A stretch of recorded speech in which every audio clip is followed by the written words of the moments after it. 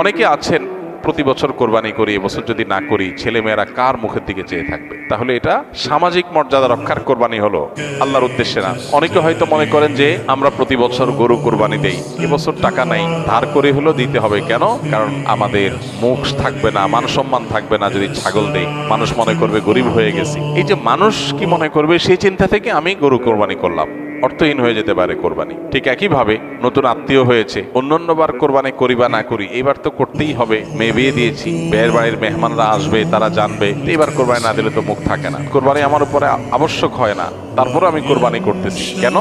ব্যয়কে দেখানোর জন্য।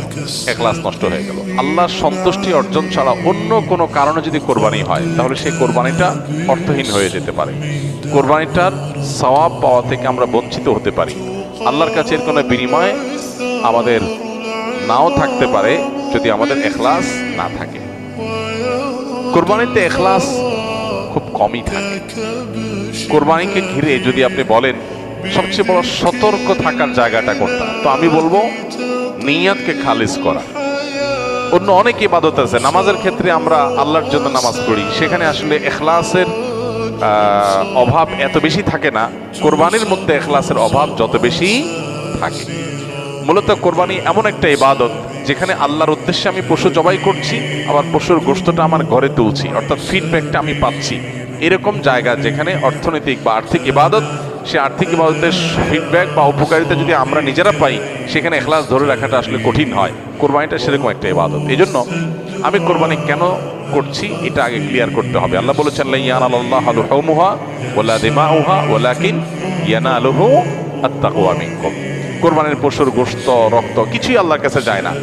যেই চেতনা থেকে, যেই তাকওয়ার সুপ্ত চেতনা থেকে আমরা কোরবানি করি, সেটা আল্লাহর কাছে ঠিকই যায়। সো ইখলাসটা এনশিওর করতে হবে, না হলে কোরবানি অর্থহীন হয়ে যেতে পারে। অনেকে আছেন যে কোরবানির মূল উদ্দেশ্য হলো ফ্রেশ গোশত সংগ্রহ করা, এই সামাজিক মর্যাদা ইত্যাদি, এগুলোর কারণে কোরবানি সবচেয়ে বেশি অর্থহীন হয়ে যায়। এই জন্য কোরবানিকে সবচেয়ে বেশি আমাদের রিয়া বা লৌকিকতা থেকে মুক্ত রাখার চেষ্টা করতে হবে। আল্লাহ আমাদের তৌফিক দান করুন।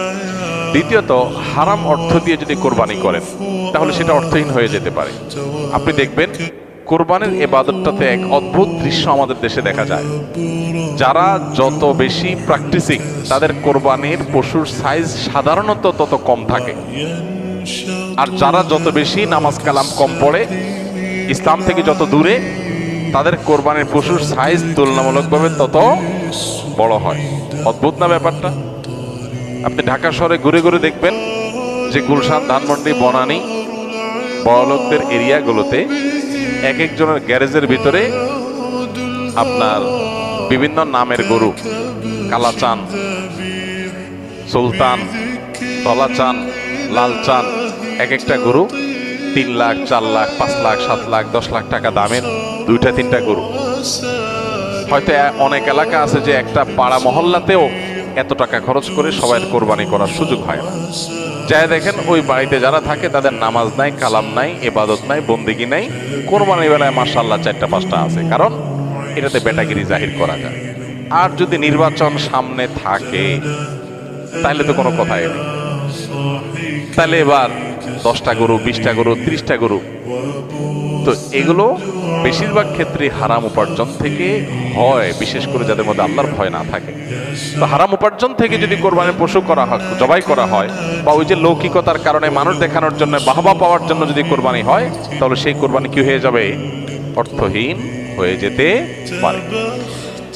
তৃতীয়ত যে বিষয়টা আমাদের খেয়াল করা দরকার সেটা হলো কোরবানির পশুর জবাই করে তার গোশত খাওয়া আল্লাহ তাআলা আমাদের জন্য হালাল করেছেন, কিন্তু এর মানে এই না যে পশুর প্রতি কোনো অমানবিক আচরণ করা যাবে। পশুর প্রতি অমানবিক আচরণ করলেও কোরবানি অর্থহীন হয়ে যেতে পারে।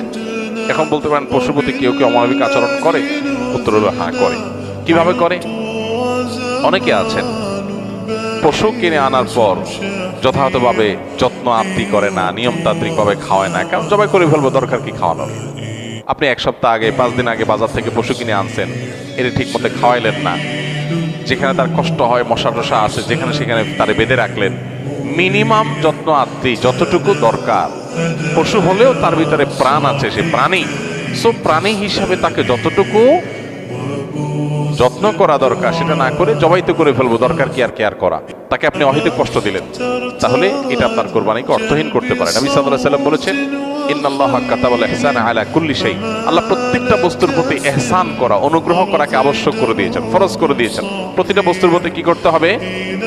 ইহসান করতে হবে। এই ইহসানের মানসিকতা আমাদের যদি না থাকে, তাহলে পশুর প্রতি যদি আপনি ইহসান না করেন, তাহলে আল্লাহর কাছে জবাবদিহি করা লাগতে পারে। আমরা যারা পশু কিনে আনি, নিজেরা জবাই করি, জবাই করার সময় কিছু অমানবিক আচরণ হয়। যেমন দেখা যায় জবাই করার পর কসাইরা বিশেষ করে চাকু দিয়ে গলায় খোঁচায়। এই গলায় খোঁচানোর পরে, খোঁচানোর কারণে দেখা যায় যে স্বাভাবিকভাবে রক্ত প্রবাহ হয়ে, রক্ত বের হয়ে যে মৃত্যু হতো, সেটা না হয়ে একটা পশু মারা যাচ্ছে অনেক সময় স্পাইনাল কর্ডে আঘাত করার কারণে। তো এই যে খোঁচাখুচি করে পশু মারলেন, অনেক সময় পশু খাওয়াটা পর্যন্ত হারাম হয়ে যেতে পারে যদি এরকম খোঁচাখুচি হয়। এই জন্য জবাইয়ের পরে ছেড়ে দিতে হবে, তার প্রাণ বাইর হওয়ার জন্য স্বাভাবিকভাবে। খোঁচাখুচি করা যাবে না চাকু দিয়ে। অনেক সময় দেখা যায় কসাইরা পশুর এখনো পুরো প্রাণ বের হয় নাই, এখনো মারা যায় নাই, রগ কাটা শুরু করেছে, চামড়া ছেলা শুরু করে দিয়েছে, নাড়াচাড়া এখনো করছে, এটা অমানবিক। তার প্রাণটা বের হওয়ার জন্য অপেক্ষা করতে হবে। নবী সাল্লাল্লাহু আলাইহি ওয়াসাল্লাম পরিষ্কারভাবে বলেছেন, তোমরা চাকু ভালো করে ধার দিবে। কেন? কারণ ধার দিলে পশু তাড়াতাড়ি জবাই হয়ে যাবে, অহেতুক তাকে খোঁচাখুচি করে কষ্ট দেওয়া লাগবে না। আমরা দেখা যায় নিজেরা হয়তো পশুর প্রতি অনেকে যত্ন করি, মায়া করি, কিন্তু পশুটা যে আপনার বিক্রেতার কাছ থেকে আপনি কিনে এনেছেন, এই পশু প্রতি সে হয়তো কোনো অমানবিক কাজ করেছে, যদিও তার দায়টা আপনার উপর আসবে না, তো সামাজিকভাবে আমাদের সবার উপরে এই দায়টা চলে আসে। আমরা জানি পশু পরিবহন থেকে নিয়ে পশু বাজারজাত করা থেকে নিয়ে জবে পর্যন্ত ধাপে ধাপে পশুর প্রতি চরম অমানবিক আচরণ এদেশে করা হয়। পরিবহনে হয়, আপনারা জানেন, একটা ট্রাকে ধরা যাক যে 15টা গরু উঠানো যাবে, সেখানে 20টা গরু উঠানো হলো, 5টা গরু বেশি উঠানো হলো, তাতে পট্টা বেশি হয়ে যায়, খরচ কম পড়ে, ব্যবসাটা একটু বেশি হয়ে যায়। কিন্তু 5টা গরু বেশি উঠানোর কারণে কি হয়? ওই পশু যেগুলোকে উঠানো হয়েছে সেগুলোকে এমন গাদাগাদি করে দাঁড় করানো হয় যে তাদের গায়ে, শরীরে রীতিমতো ঘা হয়ে যায়, এবং মাঝখান দিয়ে এমন ভাবে বাঁশ বেঁধে দেওয়া হয় যাতে কোনোভাবে বসতে না পারে। 10 ঘন্টা, 15 ঘন্টা, 20 ঘন্টা পর্যন্ত অনেক সময় সিরিয়ালে জ্যামে ট্রাকগুলো, পিকআপগুলো আটকা পড়ে থাকে, এবং 20 ঘন্টা ধরে তাদেরকে এভাবে এমনভাবে বাঁশ বেঁধে দেওয়া হয় যাতে করে কোনোভাবে বসতে না পারে। ছাগল দোকানে আপনারা দেখবেন, ঢাকায় যে সমস্ত আপনার ছোট ছোট ছাগল বিক্রির জায়গাগুলো আছে, দোকানগুলো আছে, সেগুলোতে দেখবেন গলায় রশি বেঁধে এমনভাবে ঝুলায় রাখা হয় যে হয়তো 1-1.5 ফিট বা আরো কম রশি রাখা হয়, এবং যাতে কোনোভাবে ছাগল বসতে না পারে, কারণ বসলে তো ক্রেতা দেখতে পাবে না। ক্রেতা যাতে সাইজ দেখতে পারে সেজন্য তাকে দাঁড় করিয়ে রাখা হয়। সে দাঁড় করানোটা কখন থেকে নিয়ে, ওই যে সকাল 7টা বা 6টা ফজরের পর পর পশুর দোকান খোলে তখন থেকে নিয়ে একদম রাত 8টা-9টা পর্যন্ত, এই পুরো সময় 12 ঘন্টা, 14 ঘন্টা, 16 ঘন্টা আপনি এইভাবে ঝুলায় রাখতেছেন একটা জীবন্ত পশু। অমানবিক আচরণ। এরপরে বাজারজাতকরণের সময় আমরা জানি পেটের মধ্যে হাওয়া দিয়ে ফুলানো হয়, পানি অতিরিক্ত জোর করে জবরদস্তি পান করে তারপরে ফুলানো হয়, এগুলো সব অমানবিক আচরণ। এগুলো আমাদের কোরবানির যে আসল রূহ এবং প্রাণ সেটাকে নষ্ট করতে পারে। এগুলোর দায় অবশ্য কোরবানিকারীর উপর আসবে না, কিন্তু কোরবানিকারীর দায়িত্ব আছে এগুলোর ব্যাপারে সামাজিক সচেতনতায় সামিল হওয়া। সর্বশেষ যে পয়েন্টটা বলবো সেটা হলো, আমাদের কোরবানির পশুর যে বর্জ্য ময়লা আছে, এগুলো যদি পরিষ্কার করার দায়িত্ব কোরবানি কারক হিসাবে আমরা নিজের কাঁধে না নেই, আমাদের কোরবানিটা অর্থহীন হয়ে যেতে পারে। আমি কোরবানি করছি সওয়াবের জন্য, কিন্তু আমার কোরবানির কারণে যদি মানুষের কষ্ট হয়, সমাজের মানুষ বিপদে পড়ে, মানুষ অসুস্থ হয়, তাহলে সওয়াবের পরিবর্তে আমার কি হতে পারে? গুনাহ হতে পারে। আপনি কোরবানির পশু এনেছেন, এবার কোরবানির পশুর যে গোবর, তার পেশাব, বিষ্ঠা, এগুলো পুরো এলাকাকে ময়লা দিয়ে ভরে ফেলেছে, দুর্গন্ধে ছেয়ে গেছে। আপনি কোরবানিকারী, আপনার দায়িত্ব এগুলোকে পরিষ্কার করে যথাস্থানে ফেলে দেওয়া এবং মানুষের যেন কষ্ট না হয় সেদিকটা খেয়াল করা। পেশাব করেছে, পানি দিয়ে তাড়াতাড়ি করে ধুয়ে ড্রেনে এটাকে ফেলে দেওয়া, এবং ড্রেনে যাতে আবার প্রবাহটা ঠিক থাকে সেজন্য আপনি ভূমিকা রাখা, এটা আপনার কর্তব্য। গোবরগুলো নিয়ে আপনি ড্রেনে ফেলে দিলেন, তাহলে ড্রেনে জলাবদ্ধতা তৈরি হবে, পানি প্রবাহ বন্ধ হয়ে যাবে, এবং সেটার কারণে সেই বদ্ধ পানিতে মশা তৈরি হবে, ডেঙ্গু তৈরি হবে, সেখান থেকে মানুষ, এখন ডেঙ্গুর সিজন শুরু হয়েছে, গতকালকে না যেন আজকে পত্রিকা দেখলাম যে এবার মৌসুমের শুরুতেই ডেঙ্গুর প্রকোপ ভয়াবহ। হয়তো এখান থেকে যে মশা তৈরি হয়েছে এটা কোনো মানুষকে কামড় দিবে, সে মানুষটা অসুস্থ হয়ে হসপিটালে ভর্তি হয়ে হয়তো মারা যাবে, লাখ লাখ টাকা খরচ হবে, আইসিইউতে যাবে, আপনি হয়তো জানান না, আপনি কোরবানি করে চলে গেছেন। এই জন্য আমাদের কোরবানির পশুর বিষ্ঠা, ময়লা, বর্জ্য এগুলোকে পরিষ্কার করা, যথাস্থানে ফেলা, যেখানে সেখানে না ফেলা, এবং ড্রেন অন্যান্য জায়গায় মানুষের রাস্তাঘাটের আশেপাশে চলাফেরার জায়গায় ফেলে মানুষের কষ্টের কারণ যেন না হয় সেটা লক্ষ্য করা আমাদের কর্তব্য। যদি না করি তাহলে এই কোরবানি অর্থহীন হয়ে যেতে পারে। ভাইরা আমার, প্রতি বছর এই বিষয়টাতে আমরা সচেতনতা সৃষ্টি করার চেষ্টা করি। কোরবানি হোক পবিত্র, আমাদের দেশও থাকুক পরিচ্ছন্ন, আমাদের পরিবেশটাও ভালো থাকুক, এই স্লোগানটা আমাদের মাথায় রাখতে হবে। কোরবানি করার পরে অনেক সময় দেখা যায় কোরবানি পশুর রক্ত রাস্তায় বেয়ে পড়ে গেছে, মাটির রাস্তায় শুকিয়ে গেছে, আমি ভালো করে পানি ঢালি নাই, দায় সারা একটু পানি ঢেলে চলে গেলাম, তাহলে এই রক্তটা শুকানোর পরে দুর্গন্ধ হবে, মানুষ আশেপাশ দিয়ে যাবে, নাকে হাত দিয়ে যেতে হবে, কষ্ট হবে, দিলের বদদোয়া মানুষের আপনি পেতে থাকবেন। তো কোরবানি করে কি লাভ?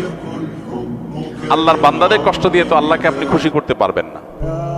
কোরবানি পশুর জবে করার পর অনেকে বুড়ি পছন্দ করেন, বুড়ি খাওয়া হালাল, কেউ চাইলে পছন্দ করলে খেতে পারে পরিষ্কার করে। এখন বুড়ির যে ময়লা সেগুলো আপনি রাস্তার পাশে কোন একটা খালে ফেলে দিয়ে চলে গেলেন, কারোর খেতে ফেলে দিয়ে চলে গেলেন, রাস্তার ধারে ফেলে দিয়ে চলে গেলেন। এবার 1 সপ্তাহ, 10 দিন, 15 দিন, 20 দিন, অনেক সময় 1 মাস বা আরো বেশি সময় পর্যন্ত এগুলোর গন্ধে আশেপাশে মানুষের বসবাস করা কঠিন হয়, পথচারীদের কষ্ট হয়। তো এগুলো সবগুলোই কিন্তু আমাদের কোরবানিকে অর্থহীন করে ফেলতে পারে। অতএব আমাদের উচিত হবে যে আমাদের কোরবানির পশু ময়লা বর্জ্য এগুলোকে গর্তে ফেলে দিয়ে মাটি চাপা দিয়ে সুন্দর করে সেটাকে দাফন করে দেওয়া, যাতে কোনোভাবে মানুষের কষ্টের কারণ না হয়। আল্লাহ রাব্বুল আলামিন আল্লাহকে সন্তুষ্ট করার মতো করে কোরবানি আমাদেরকে নিবেদন করার তৌফিক দান করুন। কোরবানি যেখানে ত্যাগের কথা বলে সেখানে যদি আমরা মানুষকে কষ্ট দেই তাহলে এটা সওয়াবের পরিবর্তে কোনো কোনো ক্ষেত্রে গুনাহের কারণ হতে পারে।